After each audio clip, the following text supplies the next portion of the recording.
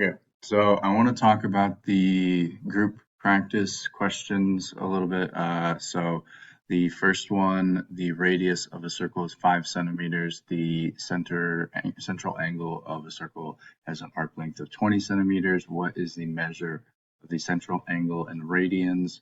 So that would be this formula that we talked about in the previous video. Arc length equals angle measure in radians times radius. So you'd plug in 20 for the arc length and then 5 for the radius, and then divide by 5 on both sides, and you should get 4 radians.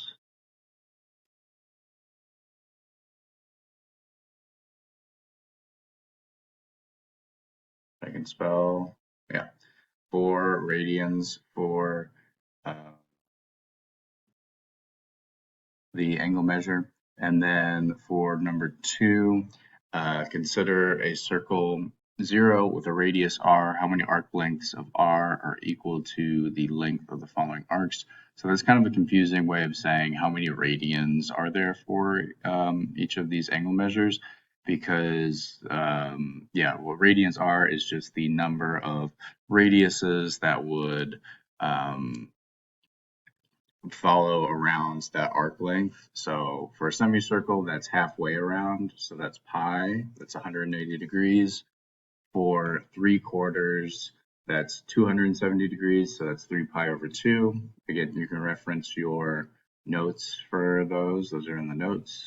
Then number 3, an angle in standard position has a measure of 5.8 radians. In which quadrant is the terminal side of the angle? So radians are usually measured in terms of pi, with pi as a like digit in the answer, but this is not in terms of pi. So we want to think about what radians are not in terms of pi. So starting at the standard position, we start at 0 here, and then we go clockwise around. So 180 degrees is pi, so that's approximately 3.14. So it's going to be past that. And then 270 degrees, that's 3 pi over 2. So 3 pi over 2, as just a rounded approximation, would be 4.71. So it's going to be past that. And then all the way around is 2 pi, so that is approximately 6.28. So 5.8 is going to be somewhere in between the 4.71 and the 6.28. So around here somewhere. That is quadrant 4. Remember, the quadrants are 1, and then this is 2, and then this is 3, and then this is 4 here. So those are the first 3. All right, and so for the next examples, an angle measure of x plus pi radians corresponds to an angle measure of 210 degrees. Find the value of x.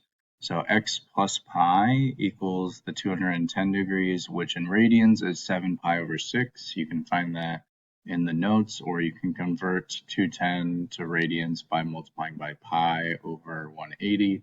And you should get 7 pi over 6 when you do that. So x plus pi is equal to 7 pi over 6. We want to find the value of x by itself. So we will need to subtract pi from both sides here. When you do that, 7 pi over 6 minus pi, we need a common denominator to subtract these fractions. So I rewrote pi as 6 pi over 6. And now we can subtract them. So 7 pi minus 6 pi is just pi. The denominator stays the same. So x equals pi over 6.